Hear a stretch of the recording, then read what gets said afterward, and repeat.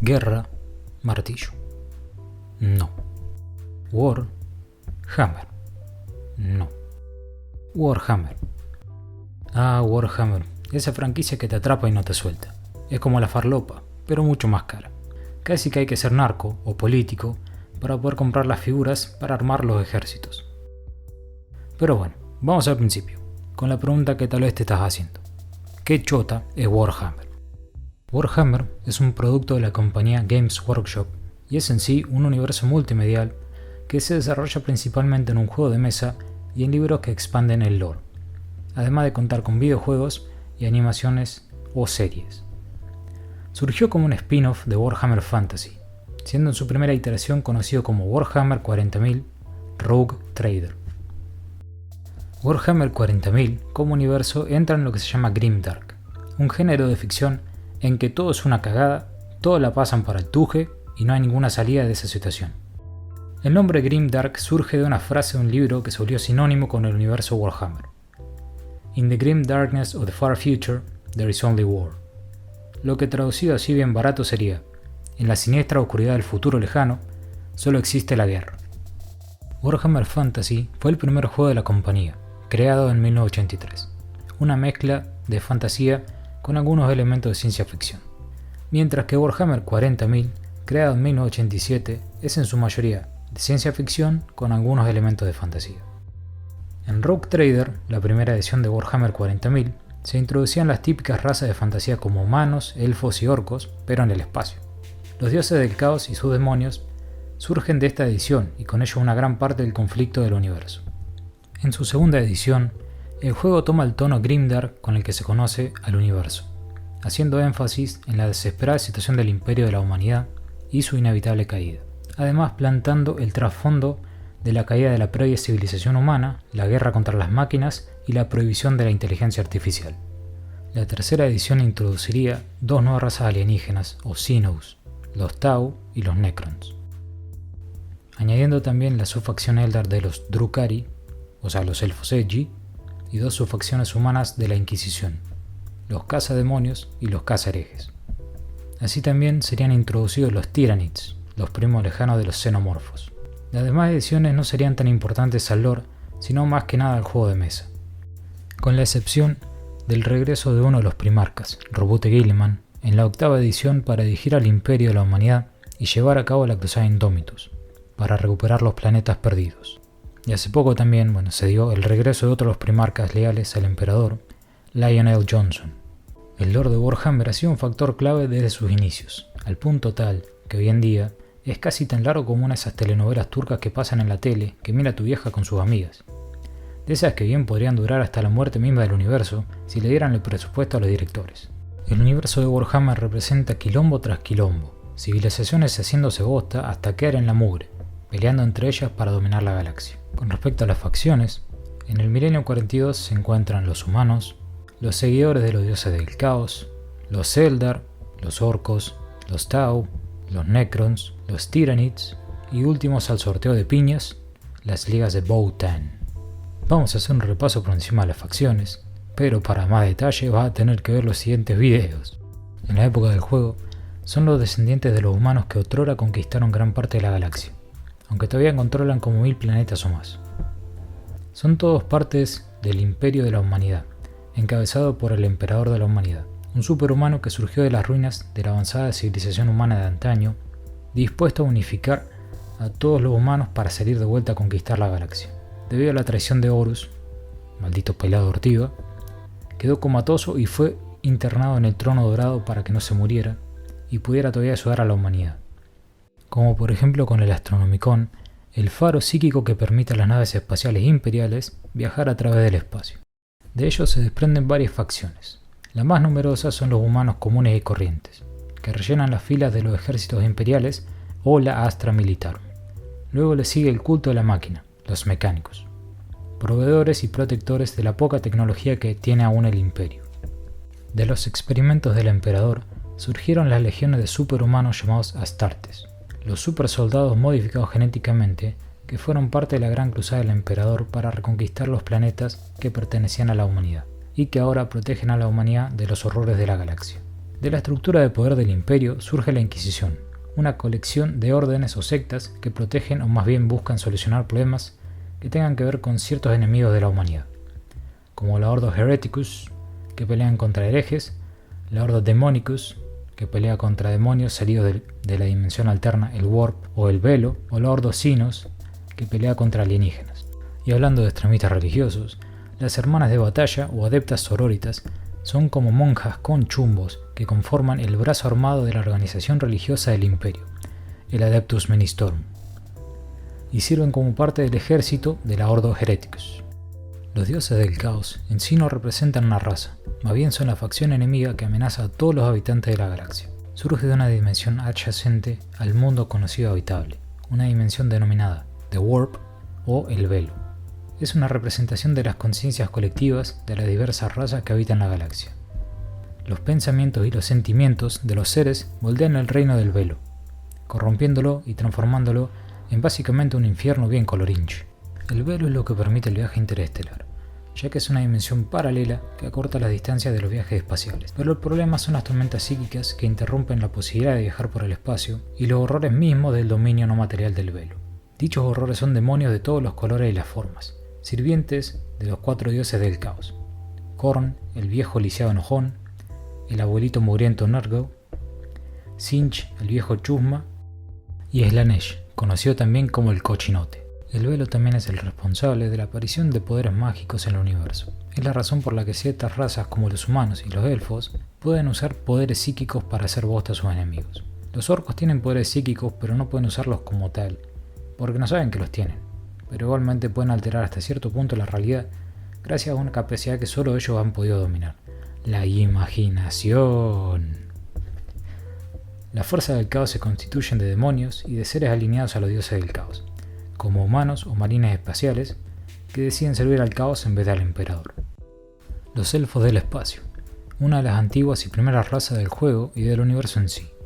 Como todo elfo que se respeta, se creen los más copados y los más avanzados del mundo mundial, tratando a todas las demás razas como animales. A los humanos los tratan de primitivos y de Monkai. Aprendieron bien de Frieza de Dragon Ball, parece. Como raza están muy cerca de la extinción y sus diversas civilizaciones del colapso. Todo debido a las cagadas que se mandaron en el pasado.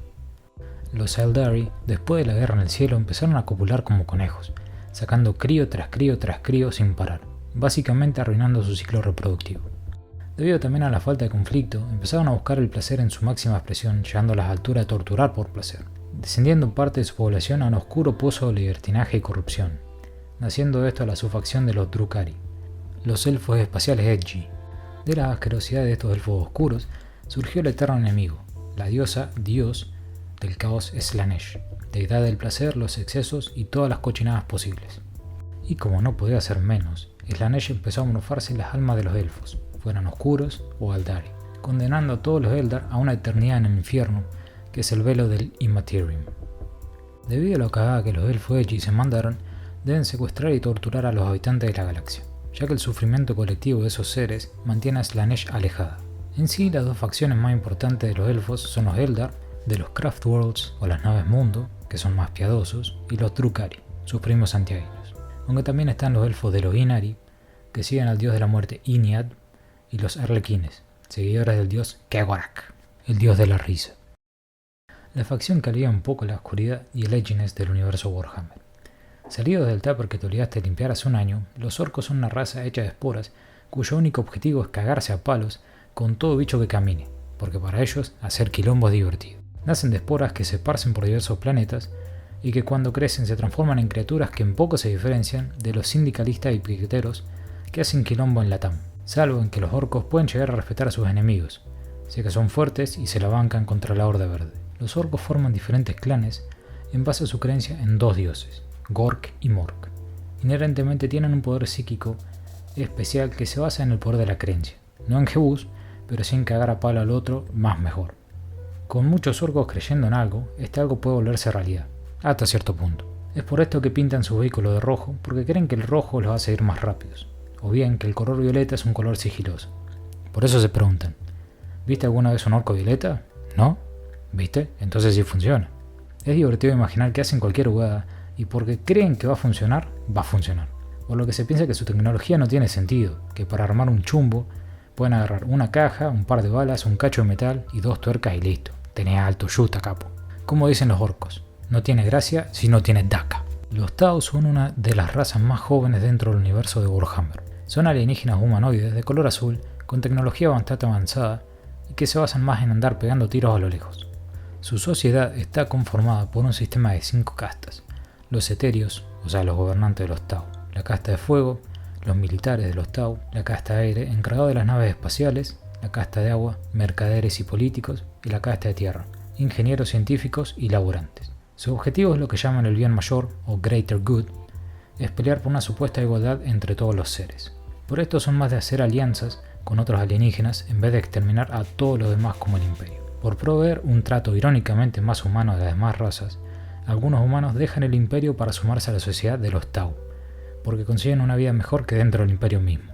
Si bien parecen como los más bonitos del universo, todo este bien común es una fachada por parte de los etéreos para poder continuar dominando la sociedad de los Tau, como todo buen político latinoamericano, bien corrupto. Pero no es tan malo, los Tau tienen mechas y láseres super rotos, al menos en el juego de mesa. Los Necrons son los boomers del universo Warhammer 40.000. Son básicamente autómatas con cuerpos de metal viviente que han existido desde los principios de los tiempos, odiando a todo aquel que la pasara aunque fuera un poquito mejor que ellos. Fueron el primer imperio en la galaxia y desataron la primera guerra del universo, la llamada Guerra en el Cielo o War in Heaven, contra las ranas humanoides conocidas como los Old Ones. Anteriormente conocidos como los Necrontyr, perdieron sus cuerpos, sus mentes y sus almas cuando trataron de dominar una raza de pedos espaciales que se alimentaba de radiación solar. Construyeron cuerpos para esta flatulencia del espacio con un metal viviente y los dotaron de conciencia, pero eran malvados, como esos pedos silenciosos e inmortales, y forzaron a los Necrontyr a convertirse en autómatas serviles a los gases espaciales ahora denominados C'tan. Los C'tan usaron a los autómatas, ahora conocidos como Necrons, para pelear contra los Old Ones, quienes en respuesta crearon a los Eldar y a los precursores de los orcos, los Krorks, para defenderse. Una vez que terminó la guerra, los C'tan que sobrevivieron desaparecieron. Los Old Ones fueron destruidos y los Necrons quedaron bollantes y más al pedo que bocina de avión. Decidieron irse a dormir una siestita para estar por la noche pila. Una siestita de miles de años. Y al despertarse, luego de ver el pronóstico y jugarse unos numeritos del Kini, iban a reconquistar la galaxia. Eso sí, algunos de los Necrons conservaban sus almas y conciencia. Pero estos eran los más importantes, los Overlords de los Necrons, como Trazyn, Sarek o Oriken.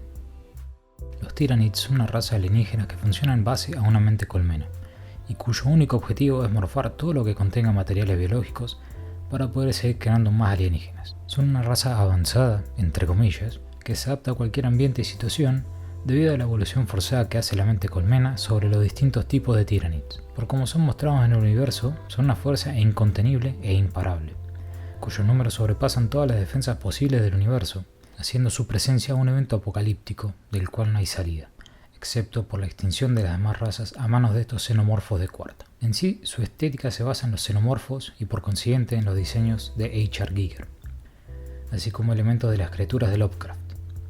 O sea que tienen más tentáculos que todos los takoyaki que Japón ha producido en toda su historia. Su presencia en la galaxia se teoriza como una pequeña fracción de la real cantidad de Tyranids que hay ahí fuera. Enanos en el espacio, con tecnología avanzada, que destruyen planetas minando sus recursos naturales para hacerse con toda la guita posible. Así es, estoy hablando de... No, para. Ahora sí, las ligas de Votann son una civilización de abhumanos ajenos al imperio que andan por ahí extrayendo todo lo posible de los planetas que controlan para hacerse con toda la billulla. Su sociedad se construye en base a la acumulación de recursos y dinero y está dirigida por supercomputadoras llamadas Votann, que además de dirigir la sociedad también protegen los datos de los enanos. Los Votann se identifican unos a otros como familiares o kin, siendo sus robots también familiares o robofamiliares o algo así, ponele. Uno de estos grupos de familiares son los Grimnir, los Psykers de los Votann y quienes se comunican con las supercomputadoras. En sí, las ligas de Votann son los reemplazos de los Squads, la primera versión de enanos espaciales en el universo de Warhammer 40.000, que fueron morfados por los Tyranids y así fue explicada su desaparición por Games Workshop. Esas son las razas que conforman el universo de Warhammer 40.000. Hay mucho más por explorar de las distintas facciones, sus sociedades, sus culturas, los planetas que controlan y tantos otros ítems que fueron concebidos gracias a los escritores de la Black Library, o la Biblioteca Oscura, la editorial de Games Workshop. Aunque también, como había mencionado al principio, hay videojuegos del universo de Warhammer, como la saga Dawn of War, la saga de Battlefleet Gothic o Space Marine con el segundo que saldrá pronto. Pero como todo lo bueno que tiene que llegar a un final, lo que sigue va para más videos, ya que hay lore como para ser dulce. Gracias por ver y nos vemos en la próxima. Si te gustó, suscríbete y dale like. Total, no te cuesta nada. Si no lo haces, los Tyrannids van a caer a darte una visita, che.